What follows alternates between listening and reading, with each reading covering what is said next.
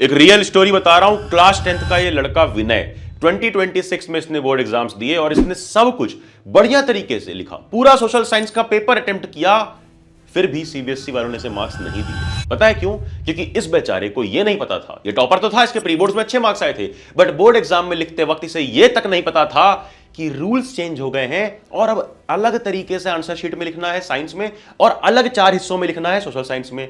और इसी तरह से विनय के जैसे कई और स्टूडेंट्स थे जिन्हें यह नहीं पता था कि 2026 में कई सारे रूल्स चेंज हुए। मैं नहीं चाहता कि तुम्हारे साथ ऐसा हो कि तुम्हें ना मालूम हो कुछ ऐसी बातें जो टॉपर्स को मालूम पड़ जाती हैं। मैं बता रहा हूं, टॉपर सिर्फ पढ़ते नहीं है, वो सीक्रेट रूल्स जो होते हैं सीबीएसई के अंदर छुपे हुए रूल्स, वो पहले ही जान लेते हैं डे 1 पे। आज की इस वीडियो में कुछ ऐसे रूल्स बताऊंगा जिसे सुन करके तुम्हारा दिमाग हिल जाएगा, क्योंकि वो इसी साल किए गए हैं। पता है, इस साल तुम्हारा किस तरह से 2 बोर्ड एग्जाम होगा उसका तरीका बदल दिया जाएगा, किस तरीके से तुम्हें पेपर लिखना है उसका तरीका बदल दिया जाएगा, और तो और तुम किस तरीके से पास होगे थ्योरी और इंटरनल्स में, और किस तरीके से तुम्हारा रिजल्ट बनेगा दोनों एग्जाम्स का मिला करके, सब बदल चुका है। और सबसे बड़ी बात कि सीबीएसई के कंट्रोलर मिस्टर संयम भारद्वाज सर खुद एक बात बोल रहे हैं, ध्यान से सुनो। ये सच ही है बिल्कुल। किसने कहा कि वो सैंपल क्वेश्चन पेपर से आएगा? क्लास में आपको पढ़ाया गया, आपको नॉलेज दी गई, उस नॉलेज पे बेस्ड क्वेश्चन आएंगे। हम लोगों का प्रयास होता है हम यूनिक क्वेश्चन बनाए, तो वो यूनिक क्वेश्चन आएंगे। मतलब साफ साफ सर ने बोल दिया कि न्यू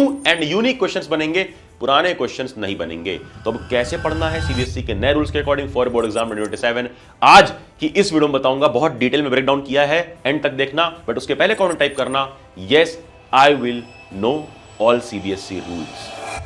पढ़ ले अक्षय के साथ, पढ़ ले सीनियर्स को भी सब्सक्राइब करो ताकि हम रहें 10th के साथ भी और 10th के बाद भी। क्या हाल चाल पढ़ ले गैंग, अक्षय भैया back and back for you all. यार सबसे पहले तो शुरू करने से भी पहले मैं तुम सबको, मतलब हटाओ पेन वेन हटाओ, दिल से लिटरली थैंक यू बोलना चाहता हूं, क्योंकि हमने जो ये बुक बनाई थी TYQ बुक, इस बुक को तुमने इतना प्यार दिया यार। मतलब इतने सारे इंस्टाग्राम मैसेज, इतने सारे कॉमेंट्स, इतनी सारी जगह पर मैंने पढ़ा इसके बारे में कि तुम्हें कितनी पसंद आ रही है। मतलब जब मैंने इसके रिव्यूज देखे अमेज़न पे, तब जाके मालूम पड़ा कि हाँ, दिल से मेहनत करो तो उसका रिजल्ट मिलता है। यार बहुत अच्छा लगा रिव्यूज देखकर, उस पर भी मैं आऊंगा आगे। फिलहाल अभी इधर आते हैं, और इसीलिए आज मैं इतना हैप्पी स्माइल कर रहा हूं तुम्हारी वजह से। सबसे पहला पॉइंट देखो, कई सारे चेंजेस हुए हैं। 2 एग्जाम्स होने हैं 2027 के लिए, जैसे अभी वाले में हुए थे 2026 वाले में। अब भैया ये कैसे होने, इसकी टाइमलाइन कैसी है, ये हम समझ लेते हैं अभी जो एग्जाम हुआ उससे, कि 2 एग्जाम्स किस तरह से करवाए जाते हैं। देखो सबसे पहले पहला एग्जाम तुम्हारा 17 फेब को इस बार हुआ था, और मैं तुम्हें अभी बता दे रहा हूं 14 से लेकर 18 फेब के बीच में ही तुम्हारा एग्जाम स्टार्ट होता है। नहीं 14, 15, 16, 17, 18 में से किसी एक दिन फरवरी में तुम्हारा एग्जाम स्टार्ट होगा, पहला वाला। फिर ये एग्जाम जा करके खत्म होगा 18 मार्च के आसपास, खत्म हुआ था 2026 में, मतलब तुम्हारा भी मिड मार्च में खत्म हो जाएगा। ऐसे जानो कि मिड फेब से मिड मार्च तक चला पहला एग्जाम 1। फिर उसके बाद याद रखना कि तुम्हें बहुत ही बढ़िया 56-60 डेज का गैप मिला था इस साल। बट ये नहीं पता हमें क्या इस साल भी 50-60 डेज का गैप मिलेगा या 30 डेज का, बिकॉज 11th क्लास काफी इफेक्ट हुई थी इस साल स्टूडेंट्स की। तो हो सकता है 1 महीने का भी गैप मिले, बट 1 महीने का मिनिमम गैप सीबीएसई वाले देंगे। उसके बाद जाकर के तुम्हारा दूसरा एग्जाम होगा, और इसको इस तरह से याद रख लो कि दूसरा एग्जाम होगा मिड मई में। तो अगर समरी हम देखें तो समरी सिंपल से इतनी कहती है कि पहला एग्जाम जो होगा वो होगा मिड फेब में स्टार्ट, फिर एक गैप आएगा मिनिमम 30 डेज का, तो आएगा ही आएगा, इस बार 50-60 दिनों का था। फिर दूसरा एग्जाम होगा मिड मई में, जो चलेगा जून तक। ये सारी थी डिटेल्स। अब सुनो बात ध्यान से, पहला एग्जाम सबके लिए कंपलसरी है, दूसरा एग्जाम रिवीजन और इंप्रूवमेंट के लिए है। और ये बात जान लो कि ये जो ऑप्शनल इंप्रूवमेंट एग्जाम है, इसको तुम अटेम्प्ट ही नहीं कर पाओगे अगर तुम्हें कुछ सीक्रेट रूल्स नहीं मालूम। साफ साफ तुम्हारे सामने इसलिए प्रॉपर प्रेजेंटेशन बना करके लाया हूं। सुनो, पहला एग्जाम कंपलसरी है सबके लिए, यह बात तुम्हें पता चल गई, पहली बात मालूम पड़ गई, ठीक है। दूसरी बात क्या है कि मिनिमम 3 सब्जेक्ट्स में तुम्हें पहला एग्जाम देना ही देना पड़ेगा। मतलब मैथ साइंस सोशल या मैथ साइंस इंग्लिश, ऐसे करके कोई 3 सब्जेक्ट्स में मिनिमम तुम्हें अटेम्प्ट करना होगा, तभी तुम एलिजिबल हो सेकंड वाला एग्जाम देने के लिए। एंड तीसरा पॉइंट जान लो कि एग्जाम 2 में स्टूडेंट्स में अपीयर फॉर 1, 2 और अ मैक्सिमम ऑफ 3 सब्जेक्ट्स, कि मतलब दूसरा वाला एग्जाम मैक्सिमम 3 सब्जेक्ट्स में ही दे सकते हो, उससे ज्यादा नहीं। ये नहीं कि 5 सब्जेक्ट्स या 6 सब्जेक्ट्स पहले वाले एग्जाम में भी दिए, अब वही 5 और 6 दूसरे में भी दोगे, अलाउड ही नहीं है। क्या अलाउड है? अलाउड है सिर्फ मैक्सिमम 3 सब्जेक्ट्स। अब सुनो मेरी बात ध्यान से, सिनेरियो क्या है पहला कि अपीयर किया तुमने 3+ सब्जेक्ट्स में एग्जाम 1 में, तो तुम एलिजिबल हो ठीक है भैया, 3 से ज्यादा एग्जाम दे दूंगा पहला वाला तो दूसरे एग्जाम में जाके बैठ सकता हूं, मैं दे सकता हूं। फिर अगर 3 से कम में अटेम्प्ट किए तो तुम एसेंशियल रिपीट लग जाएगी, तुम्हें पूरा साल रिपीट करना पड़ेगा। तो पहला वाला एग्जाम तो भैया ये समझ में आ रहा है हमें कि सारे ही सब्जेक्ट्स में देने पड़ेंगे। यस, कमेंट में टाइप करो yes I will give all the papers of first exam, तभी तुम एलिजिबल हो, वरना एसेंशियल रिपीट लगेगा, पूरा साल रिपीट। ये गलती मत करना, एक आध बच्चों ने गलती करी भी थी, मुझे बहुत सारे इंस्टाग्राम मैसेज आए, इसलिए पूरा समझा रहा हूं तुम्हें।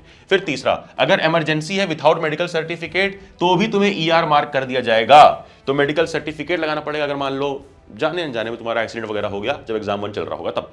फिर एसेंशियल रिपीट का स्टेटस क्या है कि पूरा एकेडमिक ईयर रिपीट करो, जैसा मैंने तुम सबको बताया। अब सुनो मेरी बात ध्यान से, आगे आओ और समझो कि कुछ सब्जेक्ट स्पेसिफिक रिस्ट्रिक्शन डाल दी गई हैं।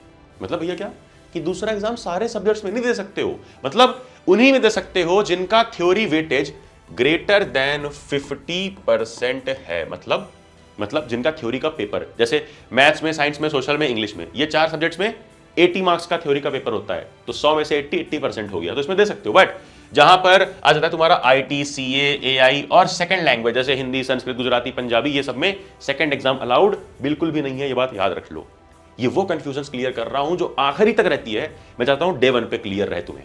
फिर अगली चीज, यहां पर उसी बात की समरी लिखी है जो मैंने बताया कि किस किस सब्जेक्ट्स में अलाउड है, जो तुम यहां देख सकते हो। और अब आ गया वीडियो का सबसे इंपॉर्टेंट पार्ट, इसको मिस मत करना, बिना एक भी सेकंड, बिना एक भी बार स्किप किए तक सुनना, भले 2x पे सुनो बट सुनना जरूर। क्या कि भैया कॉम्पिटेंसी बेस्ड क्वेश्चंस आएंगे, सबने बोल दिया है, नए क्वेश्चंस आएंगे, सबने बोल दिया है, और आपने बताया भी कि कॉम्पिटेंसी का डिस्ट्रीब्यूशन 3 लेवल्स में। हाँ, कॉम्पिटेंसी का डिस्ट्रीब्यूशन 3 लेवल्स में है। देखो, सबसे पहले 50% जो थर्ड लेवल है, यानी नीचे वाला लेवल, थोड़े से यहां पर क्या रहेंगे, moderate questions, demonstrate knowledge understanding वाले। फिर थोड़े tough level 2 30% application of knowledge and concept, यानी एप्लीकेशन बेस्ड क्वेश्चंस। फिर 20% है formulate, analyse, evaluate and create, यानी टफ क्वेश्चंस, असली टफ क्वेश्चंस ये रहेंगे। अब सुनो, ये बात तो तुम्हें पहले से ही पता होगी, बट क्या ये पता है कि क्वेश्चन की टाइपोलॉजी क्या है? कई लोग तुम्हें बोलते हैं कि कॉम्पिटेंसी का मतलब सिर्फ केस बेस्ड क्वेश्चन, ऐसा बिल्कुल भी नहीं है। ये सीबीएसई ने खुद साफ साफ लिखा है कि इसमें सब कुछ रहेगा, objective and assertion reason, very short question including objective and assertion reason, short question जहां पे आंसर कंसाइसली देना होगा, लॉन्ग आंसर जहां डिटेल में देना होगा, और case based and integrated assessment. ये सब कुछ तुम्हारा कॉम्पिटेंसी में आता है, मतलब तुम्हारा पूरा पेपर ही कॉम्पिटेंसी में है, बस डिवाइड है 3 लेवल्स में।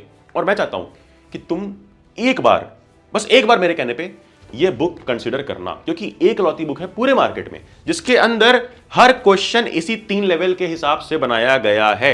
हर क्वेश्चन के बगल में जब तुम देखोगे तो तुम्हें ऐसा कॉम्पिटेंसी मीटर दिखेगा, अपनी स्क्रीन पे देखो, ये कॉम्पिटेंसी मीटर दिखाता है कि लेवल 1 या 2 या 3 का क्वेश्चन है। फिर टिक क्रॉस में तुम टिक क्रॉस करके मार्क कर सकते हो कौन सा क्वेश्चन तुमसे हुआ, कौन सा नहीं, ताकि तुम्हें मालूम पड़े कि तुम्हारा लेवल 3 वाला वीक है, 2 वाला वीक है, लेवल 1 वाला वीक है, ताकि तुम उसे इंप्रूव करो। इंप्रूव कैसे करना है वो भी बताऊंगा। सबसे पहले तो तुम आंसर देखोगे जा करके, और आंसर में देखोगे कि आंसर्स काफी डिटेल्ड एंड मिमोनिक्स के साथ हैं, कई सारे एडवाइजेस, कई सारे बॉक्सेस देखो इस तरह से मैंने डाल रखे हैं जो तुम्हें देख करके बहुत मजा आने वाला है। अब भैया आपने बोला हम इंप्रूवमेंट कर सकते हैं, हाँ, क्योंकि ये बुक नहीं एक सिस्टम है। इसके साथ मिलेगा ये एक स्कोर शीट जिसको तुम्हें फटाफट से अपनी वॉल पे चिपका लेना है, और तुम्हारी वॉल पे ये कुछ ऐसा दिखने वाला है। जैसे देखो यहाँ साइंस है, एक ही शीट में चारों सब्जेक्ट्स हैं, साइंस, सोशल, मैथ्स, इंग्लिश, सब। जैसे चैप्टर नंबर 1 तुमने किया, केमिकल एसिड इक्वेशन, डेट लिखा, टाइम लिखा। अब 30 क्वेश्चंस थे, इमेजिन करो उसमें, तो कितने सही हुए? अब अगर 10 से कम सही हुए तो तुम्हारी बेस परफॉर्मेंस है यार, अगर उससे ज्यादा तो मिड, उससे ज्यादा तो पीक, और पीक पीक पीक तुम्हें रिपीट करने की आदत लग जाएगी हर चैप्टर के हर सब्जेक्ट के हर चैप्टर में। एंड पता है फिर तुम यहां ओवरऑल भी ट्रैक कर सकते हो कि तुम 99% स्वाहा वाले लेवल पे आओ। मैं ये चाहता हूं, देखो 99% स्वाहा वाला लेवल, एंड इस तरीके से सारा है। देखो इंग्लिश, सोशल साइंस सब यहां पर तुम्हें स्कोर शीट के अंदर मिल जाता है, ताकि तुम चारों सब्जेक्ट्स ट्रैक कर पाओ। और चारों सब्जेक्ट्स यार इस समय तुम कहीं से भी जैसे ले सकते हो, चाहे वो अमेजॉन हो, फ्लिपकार्ट हो, या दिशा पब्लिकेशन की वेबसाइट हो, तीनों में से कहीं से भी ले लो। हर जगह पे इस समय डिस्काउंट पे चल रही है। लास्ट 25 स्टॉक्स बचे हैं, लिंक डिस्क्रिप्शन में है। और अब वीडियो में वापस आते हैं और देखते हैं कि भैया क्या कुछ और नए रूल्स है। अभी ना आगे बताऊंगा रिजल्ट तुम्हारा कैसे बनेगा, कैसे मार्क्स मिलेंगे, सब। अभी देखो एडमिनिस्ट्रेटिव रूल्स और अटेंडेंस का क्या सीन है। मिनिमम अटेंडेंस 75% चाहिए कट ऑफ डेट तक, याद रखना। ये नहीं कि आखिरी में जाकर अटेंडेंस कंप्लीट कर सकते हो। कट ऑफ डेट मतलब भैया कि 31 जनवरी तक ही कैलकुलेट की जाएगी अटेंडेंस, 31 जनवरी 2027 तक। 1 फेब को भी नहीं काउंट करेंगे, सिर्फ 31 जनवरी। और यहीं तक में तुम्हें अपना 75% अटेंडेंस कंप्लीट करना है। इसके बाद सीबीएसई खुद बोलते हैं कि आप फेब में तुम अपनी पढ़ाई करो 15 दिन घर पे रह के। अब देखो बिटवीन एग्जाम 1 और 2 की जो गैप है ना, चाहे 30 दिन की मिले 50 या 60 दिन की, वहां कोई अटेंडेंस नहीं होगी, याद रखना इस चीज को। फिर अगली बात कि प्रैक्टिकल और इंटरनल एग्जाम जो 20 नंबर के हैं ये एक ही बार होंगे और मार्क्स फाइनल है, इसमें कोई इंप्रूवमेंट नहीं हो सकता है। इंप्रूवमेंट सिर्फ थ्योरी में होगा, जो 80 मार्क्स के पेपर हैं उनमें। एंड उसके बाद भी अगर तुम्हें लगता है कि मुझे इंप्रूवमेंट की जरूरत है अपने 2 एग्जाम्स देने के बाद, तो रीचेकिंग और रीवैल्यूएशन की ये पूरी टेबल है, मैं तुम्हें स्क्रीन पर दिखा दे रहा हूं। इसके बारे में जब इसका टाइम आएगा तो मैं डिटेल में बात करूंगा, परेशान नहीं होना है। चैनल सब्सक्राइब करके रखना है कि कोई चीज मिस ना हो जाए यार। जब एक्चुअल में अपडेट्स की बात करने की बारी आती है तो मैं करता हूं, फालतू की नहीं करता हूं कि बस ये अपडेट वो अपडेट वो अपडेट, जैसे कई सारे यूट्यूबर फालतू अपडेट अपडेट अपडेट चलाते हैं।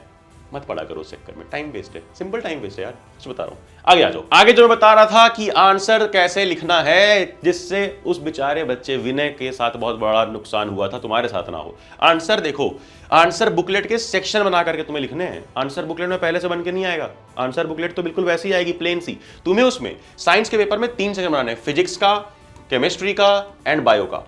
क्वेश्चन पेपर ऐसे ही सेक्शंस में बटा रहेगा, बट तुम्हें आंसर शीट को ऐसे सेक्शन में बांटना है, मतलब आंसर शीट को 3 हिस्से में बांट लेना है, केमिस्ट्री, फिजिक्स और बायो।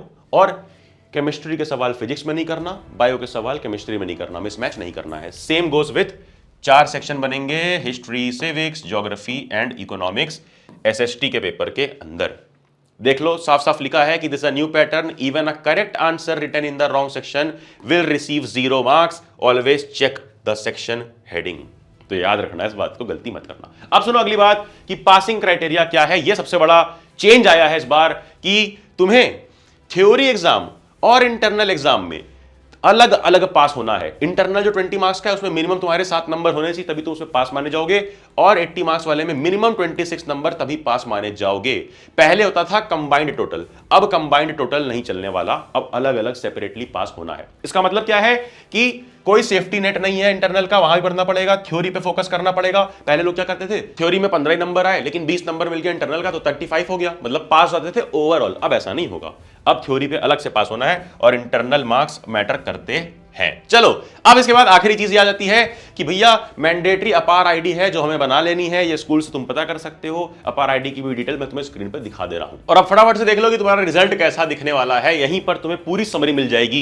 रिजल्ट सबसे इंपॉर्टेंट है। देखो सब्जेक्ट इस तरह से लिखे रहेंगे, जैसे मान लो मैथ्स है तो यहां पर एग्जाम 1 76, एग्जाम 2 78, तो बेस्ट वाला माना जाएगा, तुम्हारा बेस्ट वाला काउंट होगा। कौन सा बेस्ट है, सेकंड वाला, तो 78। बट भैया कभी कभार हो सकता है कि सेकंड एग्जाम दिया लेकिन वही खराब चला गया पहले वाले से, तो उस केस में देखो जैसे साइंस का एग्जाम्पल लें, पहले वाले में 75 आया, अगले में कम आ गया, तो इसको नहीं काउंट करेंगे, डोंट वरी। बेस्ट ऑफ 2 का रूल है, ये काउंट होगा। अब अगली बात जो कई लोग इग्नोर कर देते हैं, अगर एसएसटी मान लो तुम्हारा सब्जेक्ट है, उसमें तुम्हारा पहले एग्जाम में बात हो रही है 80 में से, ठीक है, 80 में से तुम्हारे आए 21 ही। अभी मैंने बताया थ्योरी में अलग पास होना है, इंटरनल में अलग, तो भाई साहब तुम्हें सेकंड एग्जाम देने ही नहीं मिलेगा, क्योंकि 80 में से तुम पास नहीं हो पाए तो तुम फेल माने जाओगे। और इसका सेकंड एग्जाम नहीं, इसका कंपार्टमेंट एग्जाम, सप्लीमेंट्री एग्जाम, वो तुम्हें देना पड़ेगा।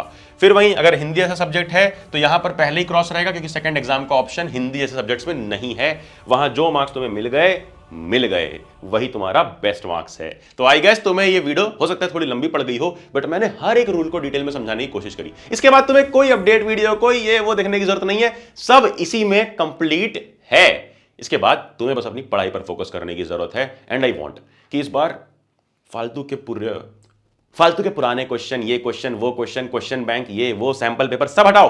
पहले तो तुम कॉम्पिटेंसी क्वेश्चंस करना सीखो। अगर वो नहीं कर पाए तो बोर्ड एग्जाम तुम्हें बहुत टफ लगने वाला है 2027 का। एंड आई वांट कि if you want to be here, we turn back benchers into toppers. तुम अगर चाहते हो कि अगले तुम यहां हो, अगले एडिशन में हमारी बुक के अगले जूनियर्स को इंस्पायर करने के लिए, तो यार एक बार इस रिवॉल्यूशन को सपोर्ट करना। बहुत मेहनत से, बहुत दिल लगा करके बनाया है, बहुत प्यारे रिव्यूज है अमेजॉन पे, जाके रिव्यूज पढ़ना खुद और तब खरीद लेना। टिल देन लिंक्स डिस्क्रिप्शन में है डिस्काउंट वाली, खरीद जाके, पढ़ जाके एंड जाना, जा पढ़ ले।